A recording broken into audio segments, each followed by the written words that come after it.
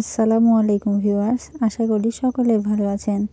আজকে আপনাদের মাঝে নিয়ে আসলাম নতুন একটি ভিডিও, তা হচ্ছে খেসারির ডালের রেসিপি। ভিডিওটি না টেনে সম্পূর্ণ ভিডিওটি দেখবেন। আমি প্রথমে 2 কাপের একটু বেশি পরিমাণ খেসারির ডাল ভিজিয়ে রেখেছিলাম। ভিজিয়ে রাখার ঘণ্টাখানেক পর ডালগুলো শিলবাটায় খুব ভালোভাবে বেটে নিচ্ছি। আপনারা চাইলে ডালগুলো ব্লেন্ডারেও ব্লেন্ড করে নিতে পারেন, তবে আমি মনে করি কোনো কিছু শিলপাটায় বেটে খেতে তার স্বাদ দ্বিগুণ বেড়ে যায়, তাই আমি শিলপাটায় ডালগুলো খুব ভালোভাবে বেটে নিচ্ছি। তবে আপনারা একটি বিষয় খেয়াল রাখবেন, ডালগুলো যাতে অতি মসৃণভাবে বেটে না নেন, কারণ যদি মসৃণভাবে বেটে নিলে ডালগুলো বড়া বানাতে খুব বেশি ঝামেলা হয়। কিছুটা শক্ত পরিমাণভাবে বেটে নেবেন। এরপরে আমি এখানে পরিমাণ মতো পেঁয়াজ কুচি, পরিমাণ মতো মরিচ কুচি, পরিমাণ মতো হলুদ দিয়ে দিলাম।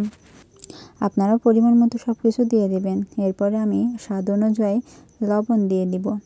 লবণ দেওয়ার খানিক পর্যায়ে ডালগুলো খুব ভালোভাবে হাত দিয়ে মেখে নেব।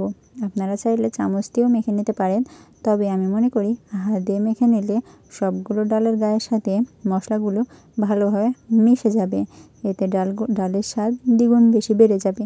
তাই খুব ভালোভাবে হাত দিয়ে ডালগুলো মাখিয়ে নিচ্ছি।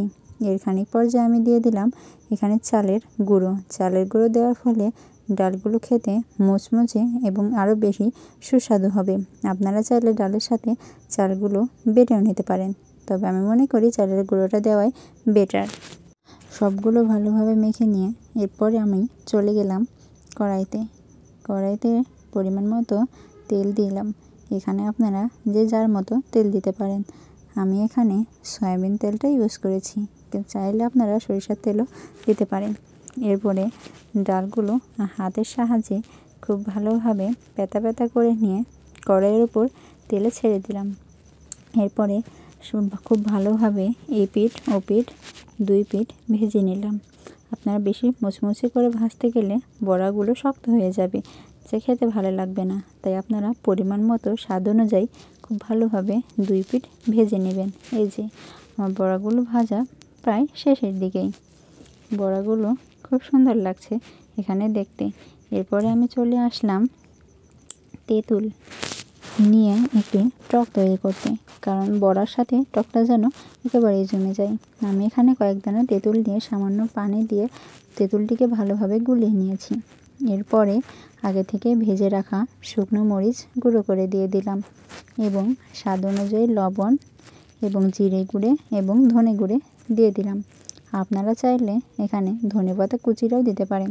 আমার বাসায় যেহেতু ধনেপাতা কুচি ছিল না, তাই আমি ধনে গুঁড়ো আর জিরে গুঁড়োটাই ইউজ করেছি। এই যে দেখুন, আমার বড়াগুলো তৈরি করা একদম কমপ্লিট। দেখে যেন জিভে জল চলে আসছে। আপনারাও চাইলে ট্রাই করে দেখতে পারেন। খুব মজা এবং সুস্বাদু বড়াগুলো খেতে। বড়াগুলো আপনারা ভাত দিয়ে কিংবা টক কিংবা সস দিয়েও খেতে পারেন।